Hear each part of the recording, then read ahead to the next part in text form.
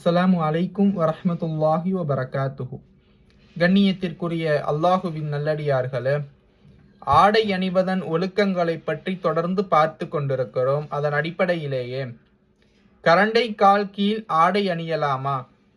ரசூல் ஸல்லல்லாஹு அலைஹி வஸல்லம் அவர்கள் கூறுகிறார்கள், இப்னு உமர் ரலியல்லாஹு அன்ஹு அவர்கள் அறிவிக்கிறார்கள், யார் கர்வத்துடனும் தற்பெருமையுடனும் கரண்டை கால் கீழ் ஆடை அணுகிறாரோ அவரை அல்லாஹ் மறுமை நாளிலே ஏறெடுத்து கூட பார்க்க மாட்டான் என்று பெருமானார் ஸல்லல்லாஹு அலைஹி வஸல்லம் அவர்கள் கூறுகிறார்கள்.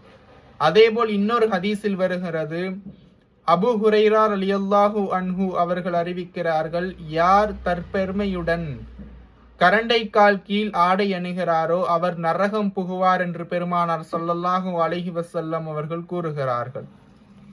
இன்னொரு ஹதீஸில் அப்துல்லா பின் உமர் ரலியல்லாஹு அன்ஹு அவர்கள் கூறுகிறார்கள், நபி ஸல்லல்லாஹு அலைஹி வஸல்லம் அவர்கள், யார் தமது ஆடையை பெருமையுடன் தரையில் படும்படி இழுத்து கொண்டு செல்லுகிறார்களோ அவரை மறுமையில் அல்லாஹ் ஏறெடுத்து கூட பார்க்க மாட்டான் என்று கூறினார்கள். அபூபக்கர் ரலியல்லாஹு அன்ஹு அவர்கள், அல்லாஹுவின் தூதரே, நான் கவனமாக இல்லாவிட்டால் எனது கீழங்கியின் இரு பக்கங்களில் ஒன்று கீழே சரிந்து விடுகிறது என்று சொன்னார்கள். அதற்கு ரசூல் ஸல்லல்லாஹு அலைஹி வஸல்லம் அவர்கள், நீங்கள் தற்பெருமையுடன் செய்தால்தான் என்று கூறினார்கள்.